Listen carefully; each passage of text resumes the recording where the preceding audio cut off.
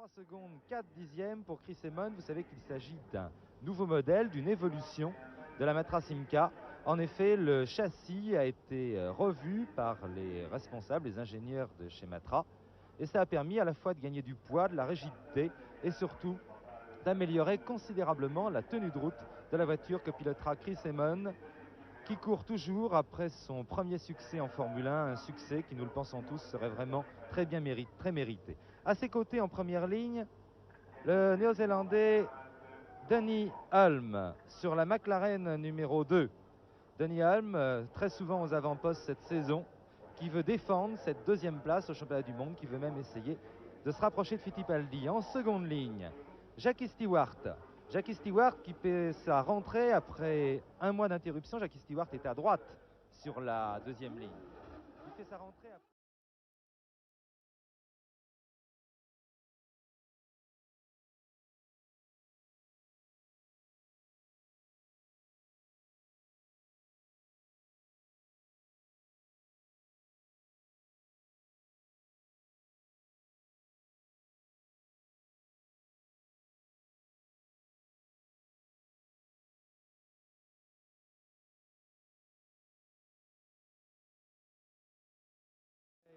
Un mois d'interruption, il va piloter la Tyrrell numéro 4 avec à ses côtés Jackie X et sa Ferrari numéro 3.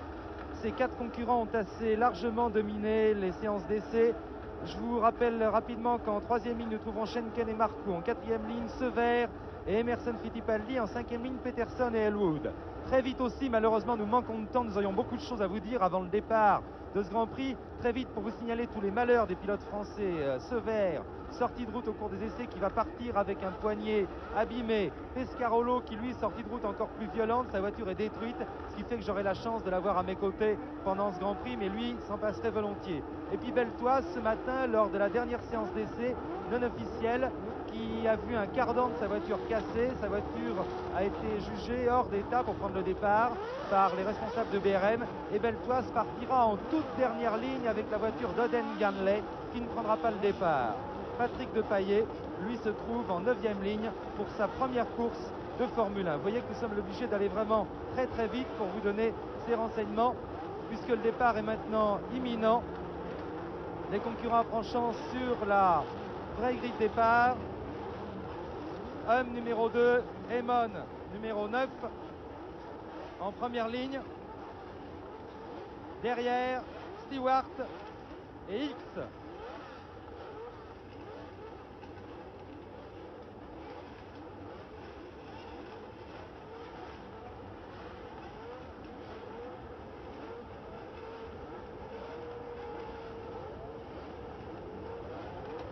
Amon qui fait un signe que je n'identifie pas très bien.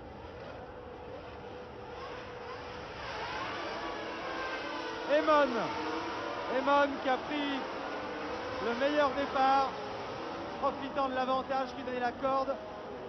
Devant Denny Hulme, 3e Jackie X, 3e Jackie Stewart, pardon, 4e Jackie X. Il ne fallait pas perdre trop de temps, Henri, pour essayer d'identifier ne serait-ce que les 4 premiers au départ. Il faut dire, comme on est placé ici, on ne voit strictement rien, ça va être très dur de suivre la course. Ça, je n'osais pas le lire parce que les commentateurs de télévision n'ont pas le droit de se plaindre normalement. Mais enfin, il faut dire qu'on est placé d'une manière assez invraisemblable. D'abord, on voit 2-3 mètres de circuit, ce qui fait que si vraiment on ne peut pas s'apercevoir dès le départ quels sont les concurrents qui ont pris les 3 ou 4 premières places, ce n'est pas avec les vues d'hélicoptère qui sont évidemment fort éloignées et qui donnent des tout petits plans, comme vous pouvez le constater actuellement, qu'on risque de se rendre compte des positions.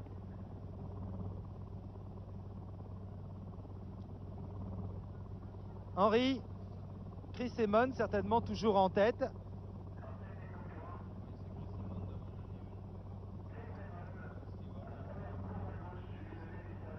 Et là, nous sommes dans une des portions rapides du circuit. Un circuit qui est vraiment tout en diversité. Nous aurons l'occasion d'y revenir.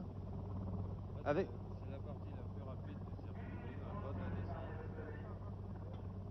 En 5e à plus de 200. 5e à plus de 200, voilà le virage de Grafar, avec toujours Amon en tête. le début de la remontée. Toute cette remontée est à fond en 5e, c'est excessivement rapide. Il semble que les 3 premiers commencent déjà à faire un petit trou sur le poursuivant. Oui, je crois on peut s'attendre, Henri, à un duel, à une lutte, à moins d'incidents mécaniques bien sûr, entre les 4 voitures qui occupaient les 2 premières lignes sur la grille de départ, c'est-à-dire Chris Amon, Denny Hulme, Jackie Stewart et Jackie Hicks. Ils ont assez nettement quand même dominé les séances d'essai. Et vraiment, manque de chance, alors que les voitures terminent leur premier tour et reviennent sur le tertre de TED où les ont récupérés nos caméras au sol. Nous avons en effet ici 8 caméras au sol qui vont permettre de suivre environ 2 km du circuit. Le reste étant couvert par l'hélicoptère, il faudra en effet disposer d'au moins une trentaine de caméras pour pouvoir suivre tout le circuit au sol. Chris Amon, bien sûr, en tête devant Denny Hulme, Jackie Stewart et Jackie Hicks. Ils ont fait le trou. En 5e position, c'est une petite surprise. Helmut Marko sur la BRM.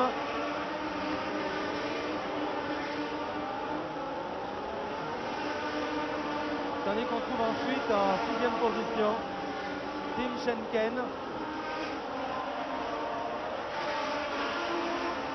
Tim Schenken en 6e position.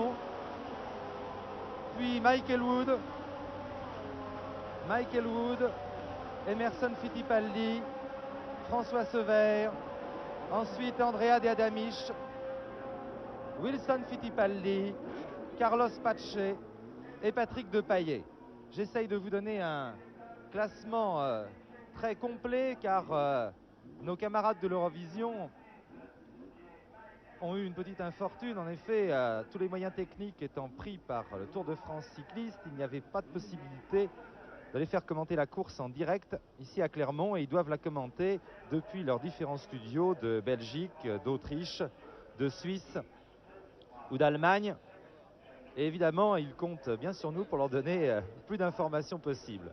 Je veux dire qu'il n'est pas trop de regrets quand même à avoir, parce que vu l'endroit où nous nous trouvons, entre se trouver ici ou se trouver en studio, Henri, je crois que c'est à peu près pareil. C'est à peu près pareil, oui. On peut remarquer, comme on l'avait prévu, que les 3 premiers commencent à se détacher assez nettement et que Amon ne fait pas le trou. Il est suivi par Denny Hulme de très près, alors que Stewart est déjà un petit peu éloigné. Une chose qu'il faut signaler aussi, c'est les difficultés qu'il y a pour dépasser, pour doubler sur ce circuit de charade. Là, je dois dire que c'est le circuit vraiment sur lequel il est pratiquement impossible de doubler une voiture si le concurrent qui est devant n'y met pas un peu du sien. D'ailleurs, nous y reviendrons tout à l'heure quand nous parlerons de votre sortie de route des essais, Henri, qui est due en grande partie et même entièrement à cette difficulté de dépassement. J'ai cru remarquer que Jackie Hicks avait vraiment le plus grand mal à garder le contact avec les 3 voitures de tête, en tout cas. Oui, Jackie Hicks n'est pas équipé des mêmes pneumatiques que les 3 premiers, et il semble que ça fasse une petite différence. Exactement, et c'est d'autant plus surprenant qu'au cours des 2 ou 3 derniers Grands Prix, eh bien c'était au contraire les pneumatiques de la Matra, de la Tyrrell ou de la McLaren de Denny Hulme qui étaient légèrement, sensiblement moins bons que ceux des Ferrari, BRM ou Lotus. Et bien là, vous voyez, les 2 marques de pneumatiques qui équipent tous les concurrents de la Formule 1 et qui se livrent de circuit en circuit, vraiment une lutte sans merci, eh bien prennent tour à tour l'avantage. Et cette fois-ci, eh bien c'est au tour pour Amon. Sortie large, virage grossier, Amon. Toujours suivi par Hulme. Stewart a du mal à suivre lui aussi déjà. Et vous voyez que Jackie Hicks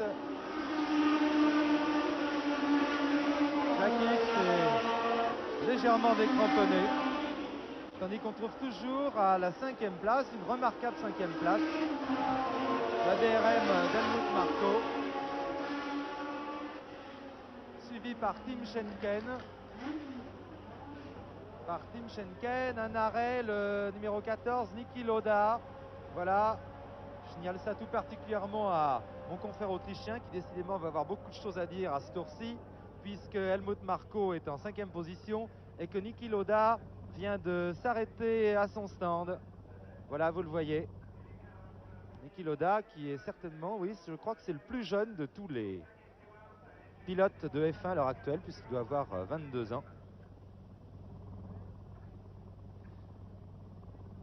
Et je continue d'essayer de vous donner un classement complet. Donc vous avez vu Eamon, Hulme, Stewart qui a du mal à suivre, X qui est légèrement détaché, et puis encore plus loin, vous avez vu Helmut Marko en 5e position, Tim Schenken 6e, Michael Wood 7e, Emerson Fittipaldi 8e. Emerson Fittipaldi qui n'a pas l'air à la fête sur ce circuit. Voici Niki Lauda qui repart.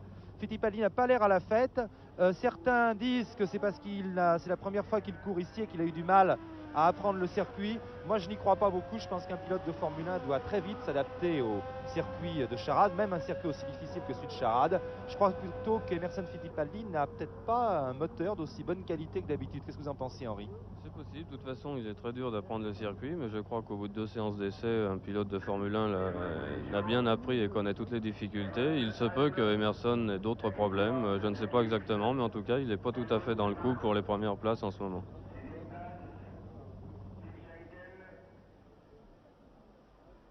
Toujours en tête, Matra Simca. Vraiment, on a pu remarquer une évolution assez considérable ces derniers mois chez Matra, puisqu'en effet déjà Chris Amon avait, et que Jackie Stewart s'est rapproché quand même. Il a repris un tout petit peu de terrain, je crois. Il est revenu sur les 2 premiers, mais il y a nettement le trou maintenant avec Jackie X. Oui, on a beaucoup travaillé sur la Formule 1 ces derniers mois chez Matra. L'évolution la plus importante consistant, comme je vous l'ai dit tout à l'heure, à adopter un nouveau châssis, une nouvelle coque. Bon, les 3 premiers maintenant ont fait un trou très important. X lui se trouve tout seul. Marko 5e. Marko 5e est très légèrement détaché, à peine vous le voyez, de tout un groupe qui comprend Schenken, qui comprend également Fittipaldi qui a doublé Elwood pendant ce tour, qui comprend également donc Elwood, et puis Ronnie Peterson qui a remonté beaucoup de place, François Sever également, qui hélas risque d'être fort handicapé avec son poignet abîmé. Jean-Pierre Beltoise lui est parti en dernière ligne. Je vais demander à Jean Todt s'il a pointé Jean-Pierre Beltoise au passage. 19e. Voilà, Jean-Pierre Beltoise donc a remonté 6 concurrents. Quant à Patrick Depailler, eh ben, il se défend pas mal du tout puisque il doit être aux alentours de la 12e place, 13e place, 14e place exactement.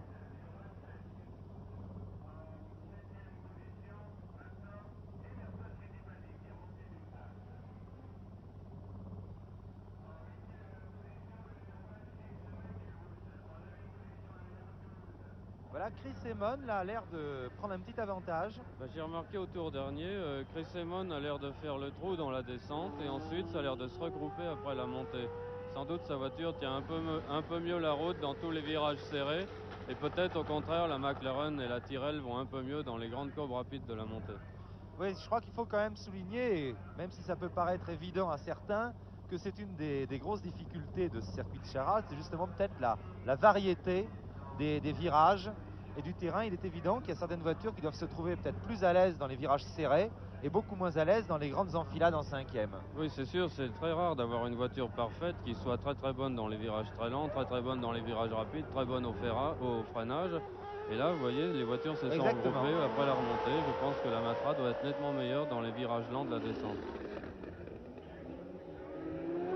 Les 3 premiers, donc, ont fait le trou.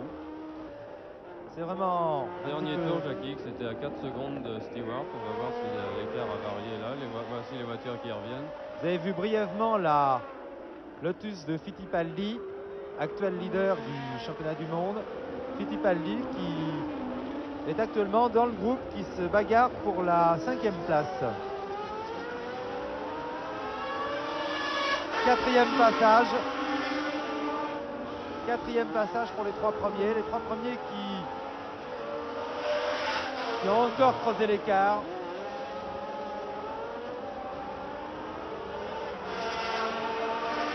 Tandis que Fittipaldi, vous voyez ici, occupe maintenant la 6e place derrière Marco.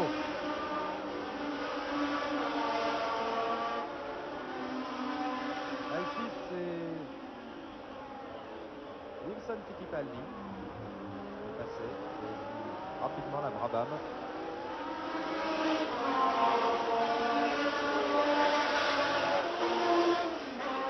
Niki Lauda encore arrêté.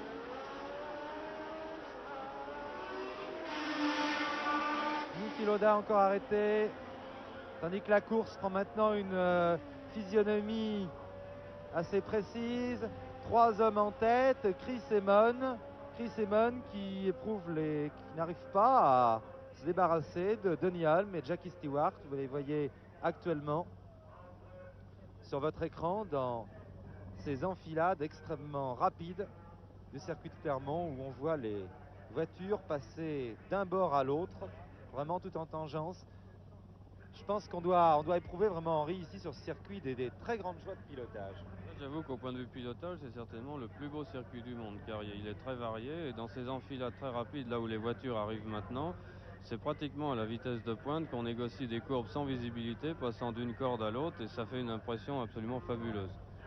Je vous disais donc que cette course prend sa physionomie, les 3 hommes de tête, et puis Jackie X qui est tout seul à la 4e place. Il a perdu 2 secondes dans ce tour sur les 3 premiers, Jackie. Oui, qui perd de plus en plus de terrain. Et puis alors derrière, là, tout un groupe avec une bagarre terrible, avec Helmut Marko, avec Emerson Fittipaldi qui ne cesse de gagner des places depuis le départ, puisqu'il est maintenant 6e. Et puis on trouve dans ce groupe également Tim Schenken qui est 7e, Michael Wood qui est 8e, Ronnie Peterson 9e, François Sever 10e, Wilson Fittipaldi 11e, Andrea De Adamisch 12e. Tandis qu'en 13e place, on doit trouver Carlos Pache. Carlos Pache suivi par Patrick Depailler. Voilà. Et ensuite Ren Wissel. Et vous voyez que je regardais le classement, vous voyez que pendant ce temps, il faut vraiment avoir l'œil partout puisque la Lotus d'Emerson Fittipaldi en a profité pour ravir la 5e place à Helmut Marko.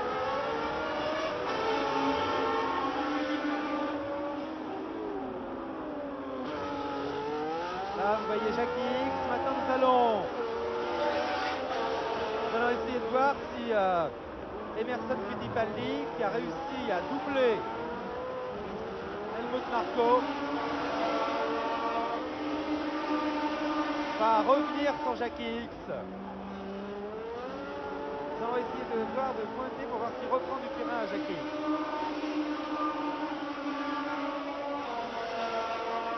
Le record du tour, alors que nous sommes au 5e des 38 tours de la course, appartient à Jackie Stewart. Ici, là, des images un petit peu... là, Henri Carrier nous a asséné sans nous prévenir, sinon nous vous aurions averti avant. Il y a un accident qui a eu lieu pendant la course de Formule 3 qui s'est déroulé tout à l'heure. Un accident, heureusement, qui aurait pu avoir des conséquences assez dramatiques, mais où, à la suite d'un accrochage entre Christian Etouin et le Britannique Richard Knight, eh bien, la voiture de Knight a franchi le rail de sécurité et a effectué un vol plané incroyable avant de retomber à l'envers à quelques 20 mètres de la piste. Richard Knight, heureusement, paraît-il, d'après les informations que nous avons eues auprès des médecins, s'en est fort bien tiré et aurait des blessures très légères. Quant à Christian Etouin, il n'a absolument rien. Il faut dire qu'il n'est pour rien non plus dans cet accident puisque c'est Richard Knight qui lui est rentré dedans, qui lui a tapé à l'arrière. Et les roues de la voiture d'Etouin ont en quelque sorte servi de tremplin pour faire décoller la voiture de Knight. Je vais d'ailleurs vous donner le classement rapidement de cette course de Formule 3 très internationale puisqu'elle Elle réunissait tous les meilleurs pilotes du monde en Formule 3.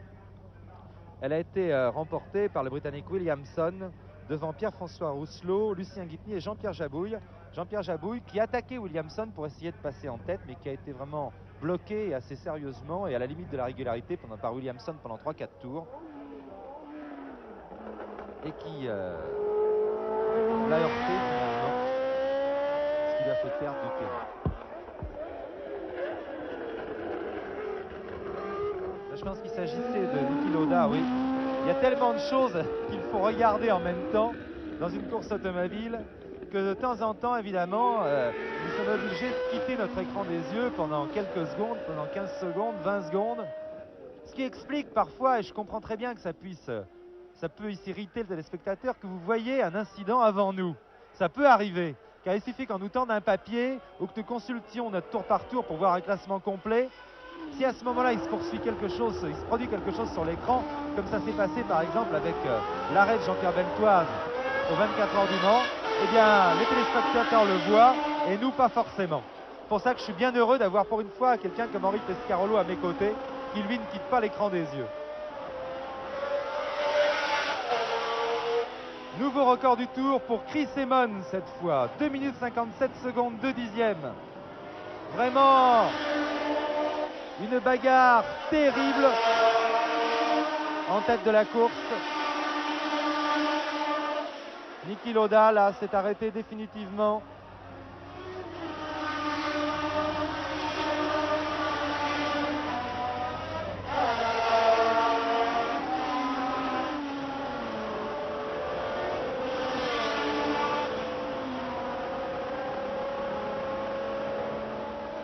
Je vais demander à Jean Todt là qui a beaucoup de mérite à réussir un tour par tour. Vu la toute petite portion de piste qu'il a sous les yeux, je vais lui demander de surveiller l'écart entre Emerson Fittipaldi et Jackie Hicks pour voir si Emerson Fittipaldi, qui est 5e, se rapproche de Jackie Hicks. Autrement, les positions n'ont guère varié pendant ce tour, puisque nous trouvons toujours évidemment derrière les 3 hommes de tête, 4e Jackie Hicks, 5e Fittipaldi, 6e Marco, puis 7e Mike Elwood. Mike Elwood qui a passé Schenken, de même d'ailleurs que Ronnie Peterson. Et ensuite François Sauver.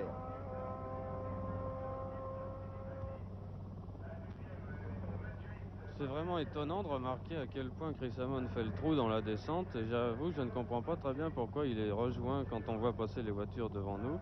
Peut-être le moteur est encore un petit peu plus faible que le moteur Ford des 2 voitures qui le suivent. Est-ce que ce n'est pas, Henri, une question finalement de souplesse d'utilisation du moteur? Puisqu'on sait que les moteurs V8 sont beaucoup plus souples, est-ce que cette souplesse ne les avantagerait pas Non, je ne pense pas, parce que justement, Chris Amon fait le trou dans la descente, là où on est à bas régime et où il faut un moteur souple, et au contraire, dans la montée qui a pleine puissance... C'est là où c'est le plus vite qu'il perd du terrain. C'est là qu'il se fait rejoindre. Et là, les voitures sont de nouveau regroupées. En tout cas, ce qu'on peut remarquer, c'est que Fittipaldi a réussi à se sortir du peloton et qu'il est maintenant parti... à la poursuite de Jackie Hicks. On est en train de surveiller l'écart, justement. Peut-être son problème était un mauvais moteur aux essais. On a dû lui changer entre les essais et la course, c'est bien possible. C'est bien possible. Voici Emerson Fittipaldi, justement. L'actuel leader du championnat du monde, vainqueur de 2 Grands Prix cette année, est considéré par beaucoup comme le futur et même peut-être déjà actuel, on peut le dire, très grand pilote de la Formule. Les hommes de tête, toujours la Matra Simca, devant la McLaren Cosworth. Vous avez vu passer Jackie Hicks. Voilà, attendons Emerson Fittipaldi. Il y a quand même un assez gros écart.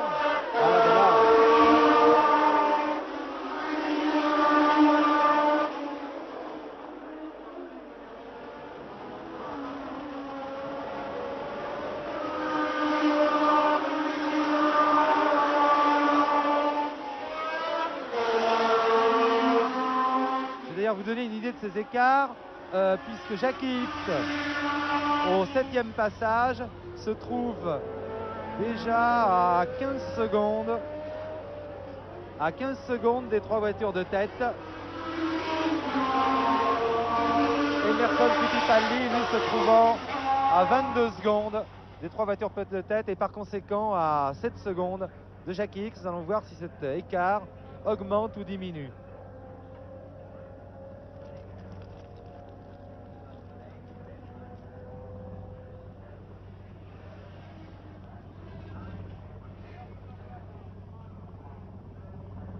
Ça, Jackie Ickx qui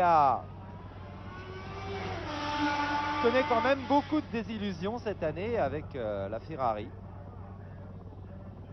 Et je dois reconnaître que cette voiture ne permet certainement pas cette saison à Jackie Ickx d'obtenir les résultats qu'il mériterait, puisqu'en effet elle lui permet toujours de jouer placé, mais vraiment pas de pouvoir briguer des premières places qu'il mériterait largement. Parce que le talent de Jackie Ickx n'est même plus à évoquer, tout le monde le connaît.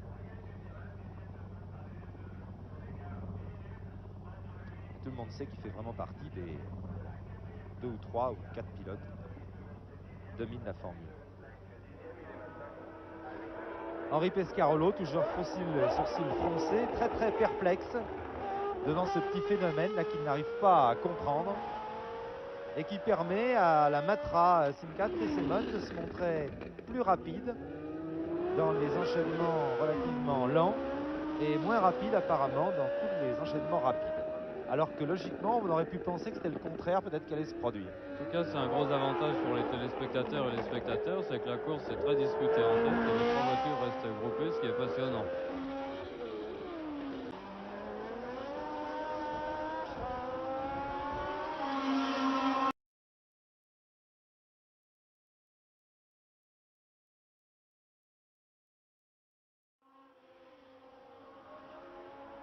Ici Clermont-Ferrand, alors que Jackie Stewart est en train de boucler son 28e tour de course.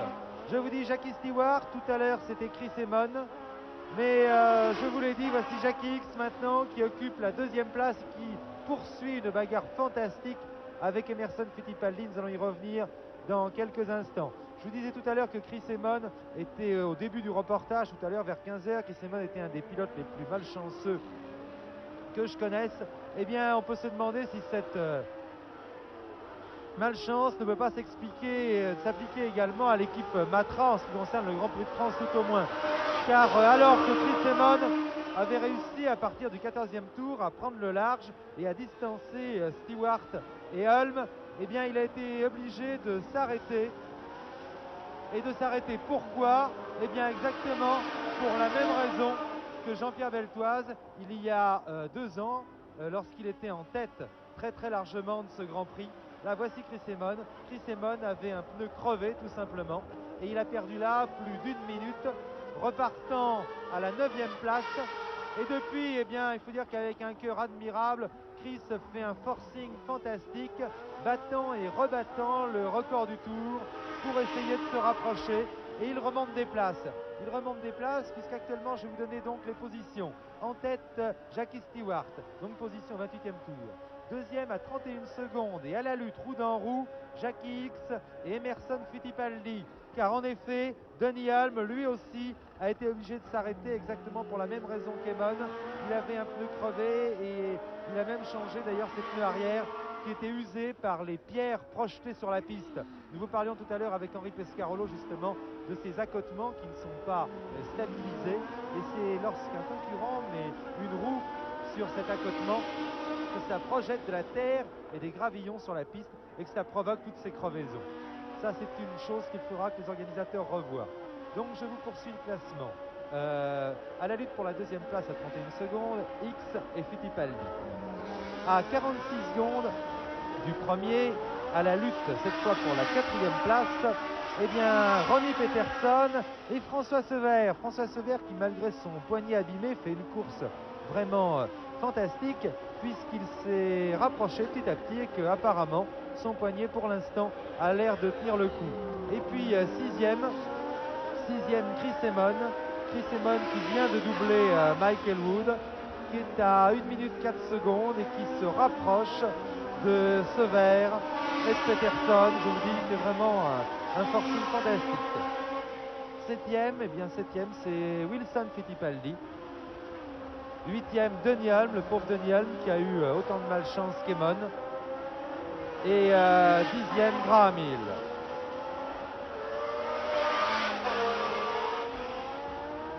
Est-ce qu'on peut dire que la voici Fittipaldi, mais alors WX. Le numéro 10 c'est Rob Stomlen, mais là j'ai vu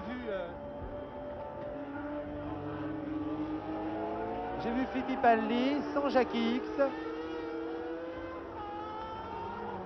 Voilà, en effet. Fittipaldi passe, mais Jackie X ne passe plus. Nous essayons de le repérer pour l'instant. Au 29e tour, Jackie X ne passe plus. Jackie X, un des grands animateurs évidemment de ce Grand Prix de France.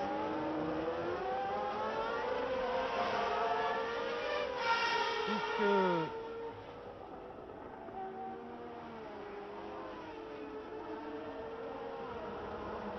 ah, voici Jackie X là-bas.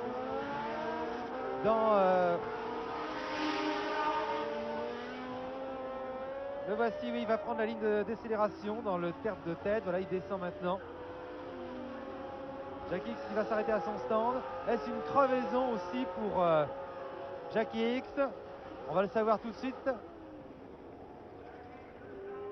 Oh non, il coupe son moteur, ça a l'air mauvais signe. Si crevaison, si apparemment, Henri Pescarolo. C'est vraiment incroyable le nombre de crevaisons qu'il y a eu. On peut dire que ces crevaisons faussent complètement la course. C'est-à-dire le fait que les accotements ne soient pas stabilisés d'une manière logique est en train de fausser complètement un Grand Prix de France qui était pourtant magnifique. Vraiment dommage, et c'est le gros problème de ce circuit qui par ailleurs est très très beau et très intéressant, c'est que les bas-côtés sont pleins de cailloux et qu'au bout de quelques tours, tous les cailloux sont sur la piste.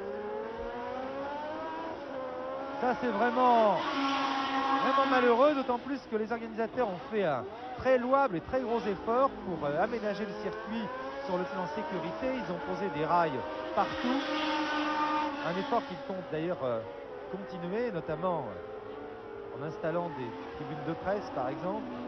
Seulement il y a un petit détail qui leur a échappé, ce sont ces accotements. Et alors là franchement je dois dire que c'est vraiment catastrophique, parce que la course est complètement bouleversée, complètement faussée par un détail qui n'a rien à voir avec le sport. Il suffit d'avoir la chance de crever ou pas apparemment. Jackie Stewart aura-t-il la chance de crever ou pas? Eh bien, c'est la question qu'on peut se poser. En effet, on serait tenté de dire que Jackie Stewart, maintenant, a pratiquement course gagnée.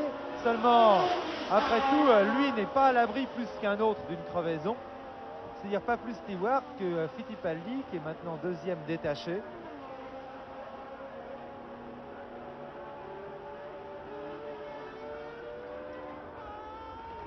Ça vraiment, au chapitre des crevaisons, Emon, Hulme, X, c'est-à-dire vraiment trois des grands animateurs de cette course. Là arrêté, c'est la BRM de Rennes-Wissel qui s'est arrêtée tout à l'heure. Au 30e tour de course, donc classement à nouveau bouleversé. Stewart en tête. Ici Jean-Pierre Beltoise. Jean-Pierre Beltoise qui doit la voir mauvaise, comme on dit, à l'intérieur de sa voiture. Parce qu'alors que tout le monde le considérait, et les autres pilotes notamment, comme un des favoris logiques de ce Grand Prix de France, eh bien il en est réduit à se traîner après être parti en toute dernière ligne, tout comme Henri Pescarolo, qui lui aussi pouvait espérer une très belle performance. Eh bien, Henri... Il faut faire remarquer pour Jean-Pierre qu'il a une position de conduite qui doit être très très précise en raison de son bras gauche qui est bloqué. Et comme on lui a donné au dernier moment la voiture d'Audun Ganley, il doit être très mal installé à l'intérieur, il doit avoir du mal à conduire. Voici Denis Hulme que vous venez de voir passer. Le pauvre Denis Hulme qui lui aussi a vu s'échapper une deuxième place qui paraissait pourtant presque acquise. Henri, franchement, qu'est-ce qu'on peut ressentir quand on crève sur un circuit? Parce qu'encore un moteur qui lâche ou une pièce mécanique quelconque qui lâche, c'est quelque chose qui est une habitude. J'ai l'impression que les crevaisons deviennent de plus en plus fréquentes en Grand Prix.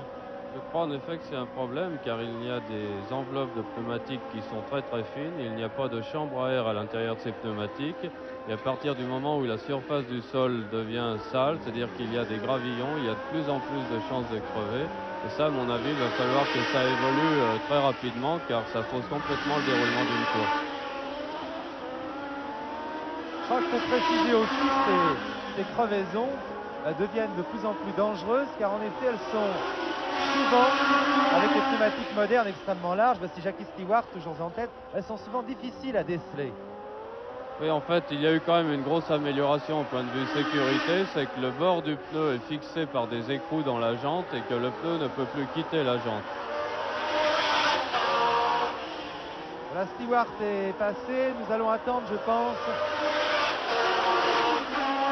dans le tertre de tête qui se trouve derrière les tribunes. Nous allons attendre Fittipaldi. Je crois qu'on assiste là à une fin de course assez animée entre François Sévère et Ronnie Peterson. Voilà, Fittipaldi dans le virage rosier. Nous allons rester dans le virage rosier pour attendre maintenant Ronnie Peterson et François Sévère qui sont roue dans roue. Revenez dans le virage rosier, voilà, ils y viennent, ils y sont maintenant. Voici Ronnie Peterson qui est attaqué très très sérieusement par François Sévère qui passe, semble-t-il, à l'extérieur. Non, non, il n'est pas passé. C'est Peterson qui est resté devant. Et puis Chris Amon, je ne sais pas si vous la... Ça c'est Patrick Depailler qui s'arrête, encore crevé. Patrick Depailler qui s'est déjà arrêté à cause d'une crevaison. Et qui s'arrête une nouvelle fois.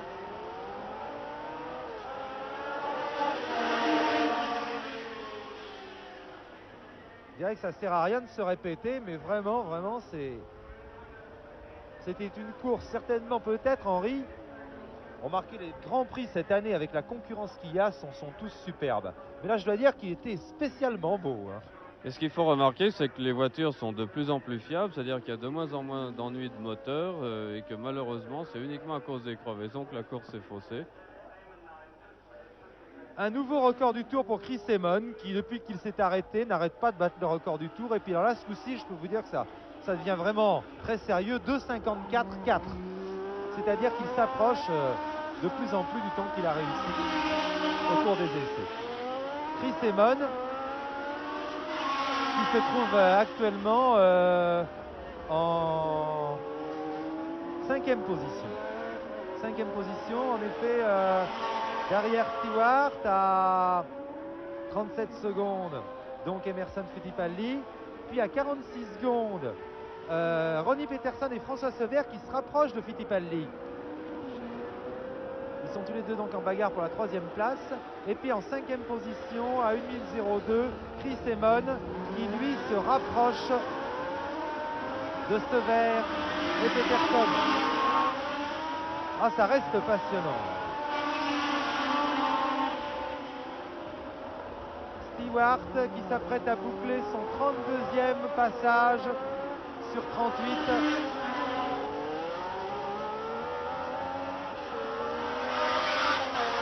Voilà, je pense, vous avez pu vous en rendre compte que nous ne disposons plus actuellement de l'hélicoptère. Nous allons attendre maintenant Emerson Fittipaldi.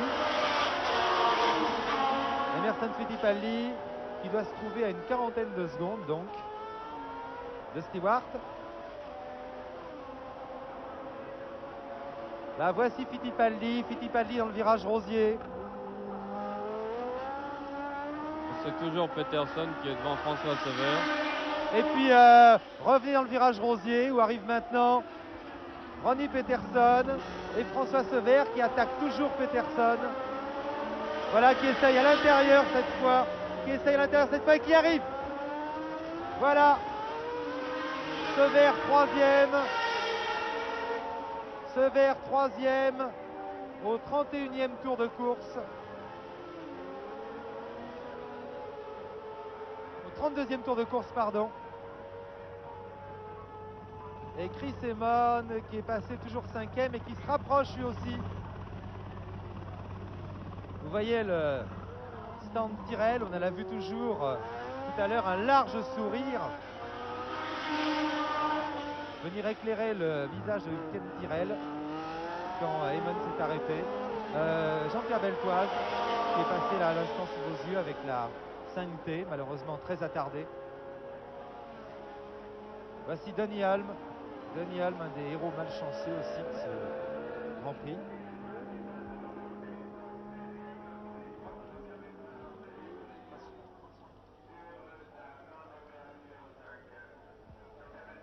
En tout cas, un grand coup de chapeau à François Sever, là, tandis que Hulme essaye ici de passer Wilson Fittipaldi, sur lequel il est revenu,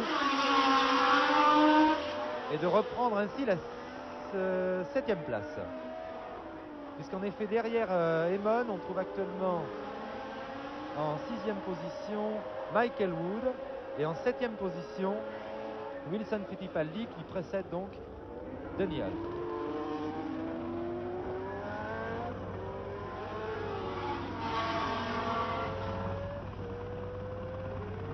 On essaie encore d'assister à une fin de course passionnante,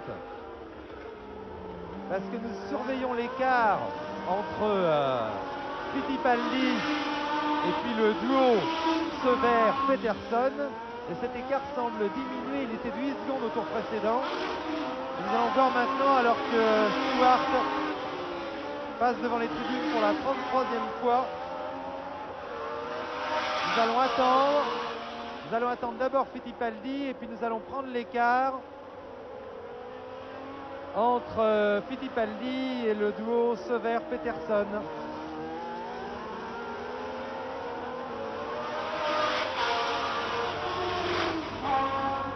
Là, voici Jackie Stewart, je pense. Non, je pense que c'est plus intéressant de revenir dans le virage rosier. Voilà Fittipaldi.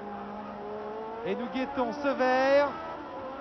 Nous guettons Sever. Le voici maintenant qui s'approche du virage rosier. Jean Todt a déclenché son chronomètre.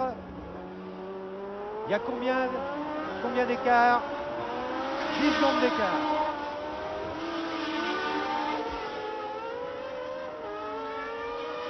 Je vous rappelle donc le classement, un classement qui va au 33e tour. Stewart à une quarantaine de secondes. Fittipaldi qui a été prévenu de la menace constituée par Sever et qui a augmenté l'allure. Sever est maintenant 3e à 10 secondes. Charade pour les 2 derniers tours du Grand Prix de France, disputé sur l'un des plus beaux circuits du monde. Jackie Stewart sur la Tyrrell Cosworth numéro 4 que vous voyez passer maintenant et qui s'élance pour ces 2 derniers tours, va certainement l'emporter, mais il n'en restera pas moins que l'homme et la voiture de la course seront certainement sans chauvinisme aucun, Chris Amon et la Matra Simca. Chris Amon en tête depuis le début de la course, a en effet été obligé de s'arrêter au 20e tour à la suite d'une crevaison, alors qu'il avait commencé à lâcher assez nettement Jackie Stewart et Donny Hulme. Et de Chris Amon, après avoir perdu plus d'une minute, 1 minute 15 secondes certainement, est reparti en 9e position. Il est reparti en 9e position et depuis il a entamé un forcing fantastique, un forcing qui vient de lui permettre de ravir la 3e place à François Sever il y a un tour au dernier passage.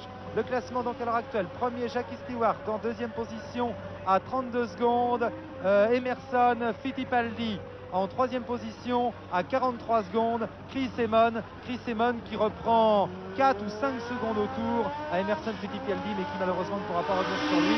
En 4e position François Sever, en 5e position Ronnie Peterson, en 6e position Mike Elwood, en 7e position Donny Hulme, en 8e position Wilson Fittipaldi. Chris Amon a encore battu le record du tour, 1:53,9 me signale-t-on. Je crois qu'incontestablement, je crois que tout le monde sera d'accord pour le dire, Chris Amon a été le pilote de la course aujourd'hui. Sa voiture, la voiture de la course, et que seul, vraiment, encore une fois, la malchance ont empêché Amon et Matrasinka de remporter leur première victoire en Formule 1. Je crois qu'on peut dire que si en tout cas l'équipe Matra affiche une telle forme dans les grands prix qui restent à disputer, cette victoire ne lui échappera sans doute pas. Qu'est-ce que vous en pensez, Henri? C'est sûr, on est encore qu'à la mi-saison, il reste 6 grands prix et j'ai l'impression que la Matra va être très très dangereuse pour ses adversaires pendant ces 6 grands prix. À signaler que Amon n'avait pas été le seul à être malchanceux, puisque Denis Hulme, qui était deuxième, a été obligé de s'arrêter au 23e tour, lui aussi pour crevaison, changer les pneus. Et puis Jackie Hicks, qui avait hérité de la deuxième place à son tour, a été obligé de s'arrêter lui au 28e tour également pour changement de pneumatique. Il est reparti très très attardé. Je signale également pour ceux qui n'étaient pas à l'écoute au début que ce sont les accotements non stabilisés de ce circuit, c'est-à-dire la partie en terre, vous voyez, au-delà des bandes blanches, qui sont responsables de cette multitude de crevaisons qui ont éliminé les animateurs principaux de ce fantastique Grand Prix de France. Vous voyez Jackie Hicks, numéro 3 derrière Jackie Stewart, mais Jackie Hicks se trouve à un tour alors que Stewart entame son dernier tour. Nous allons peut-être attendre ici Henri Carrier au sol avec les caméras au sol pour voir un petit peu ce qui se passe derrière Stewart. Nous allons attendre peut-être Fittipaldi. Nous allons attendre Fittipaldi qui va arriver dans le virage rosier, le voici. Et puis nous allons attendre surtout Chris Amon. Voilà, nous allons attendre surtout Chris Amon. Que voici dans le virage rosier, Chris Amon, le voilà, 3e position. Et puis nous allons revenir dans ce virage rosier pour voir passer maintenant François Sever. François Sever en 4e position. Voilà François Sever. François Sever qui a quelques secondes d'avance sur Ronnie Peterson qui est 5e. François Sever dont il faut également souligner le courage dans ce Grand Prix puisqu'il s'est aligné avec un poignet blessé au cours d'une sortie de route avant-hier et qu'il doit certainement terriblement peiner pour terminer ce Grand Prix. Mais il me disait, si j'ai trop mal, je vais m'arrêter. Je crois que Henri, on peut le dire, pour un pilote de Formule 1 qui est bien placé, même s'il a un mal de chien, c'est pratiquement impossible de s'arrêter. Ça fait encore beaucoup plus mal de s'arrêter, je crois. Voilà, c'est exactement ce que je pensais. Jean Lucas, le directeur de la course, s'apprête à baisser son drapeau sur une victoire de Jackie Stewart. Jackie Stewart qui va donc effectuer très certainement une rentrée victorieuse après un mois d'interruption. Jackie Stewart, fatigué, a été victime d'un ulcère à l'estomac. Ses médecins lui avaient interdit de participer au Grand Prix de Belgique et lui avaient donné un mois de repos complet. Et bien ce repos forcé a peut-être fait le plus grand bien finalement à Jackie Stewart qui nous est apparu reposé, détendu et vraiment au sommet de ses moyens. Vraiment Jackie Stewart est un garçon qui est capable de se remettre en action après un mois d'inactivité sans aucun problème. Ce qui lui a fait certainement aussi beaucoup de bien dans son traitement, c'est le traitement qui a été infligé durant son arrêt forcé à ses pneumatiques. Car en effet maintenant les pneumatiques des Tyrrell, les pneumatiques des McLaren, eh bien et les pneumatiques de la Matra semblent être revenus à un niveau meilleur que ceux de leurs rivales. Voilà Jackie Stewart qui arrive au ralenti, il ne se presse pas trop. Jackie Stewart qui va reprendre des points au championnat du monde. Seulement, pour que l'opération soit vraiment intéressante, il aurait fallu qu'Emerson Fittipaldi, le nouveau phénomène de la Formule 1, ne termine pas deuxième. Or voici Jackie Stewart, vainqueur de son deuxième Grand Prix de la saison, applaudi par tous. Nous attendons Emerson Fittipaldi qui va terminer deuxième. Je vous disais que pour l'opération de Jackie Stewart, ça a été particulièrement fructueuse. Il aurait fallu qu'Emerson Fittipaldi ne marque pas de points. Or, si Stewart marque 9 points, ce qui lui fait 21 points au championnat du monde, eh bien Emerson Fittipaldi lui marque 6 points, ce qui lui fait 34 points. Rien n'est joué néanmoins. Voici l'arrivée d'Emerson Fittipaldi. Nous allons attendre Chris Amon maintenant. Fittipaldi qui consolide donc son avance au championnat, mais attention, rien n'est joué car n'oublions pas que nous sommes exactement à la mi-saison et qu'il reste encore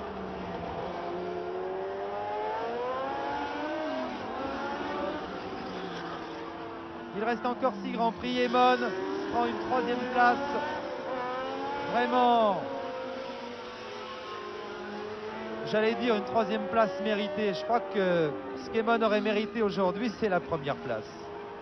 Disons que cette 3e place constituera pour lui une magnifique consolation. Mais je sais pas, j'ai rarement vu un garçon ayant une telle persistance dans la malchance que Chris Evans. C'est vraiment épouvantable. Je crois qu'on peut tous espérer, vous voyez, c'est pas du chaudisme, il n'est pas français, que Chris Evans va vraiment gagner une course avant la fin de la saison. En tout cas, je vous dis, si ça mettra, si Lucas se met dans les mêmes dispositions, je crois qu'il n'y aura pas de problème. Premier donc, Jackie Stewart sur Tyrrell Cosworth. Deuxième à 27 secondes, Emerson Fittipaldi sur Lotus Cosworth. Troisième à 32 secondes, Chris Emon sur Matrasinka. Quatrième, François Sever sur Tyrrell Cosworth. Cinquième, Ronnie Peterson sur March Cosworth. Sixième, Michael Wood sur Surtees Cosworth. Septième, Donny Holmes sur McLaren Cosworth. Et nous trouvons ensuite dans l'ordre Wilson Fittipaldi, Graham Hill et Brian Redman. Et enfin Jackie X qui a perdu 2 minutes au cours de son arrêt au stand. Un Grand Prix donc faussé quelque peu par de multiples crevaisons dues aux conditions du terrain, dues aux accotements non stabilisés, qui voit quand même un magnifique vainqueur en la personne de Jackie Stewart. C'était un reportage d'Henri Carrier et Régis Forissier qui était commenté par Stéphane Collaro depuis Charade avec l'aide d'Henri Pescarlo et Jean Todt que nous remercions de leur collaboration à vous.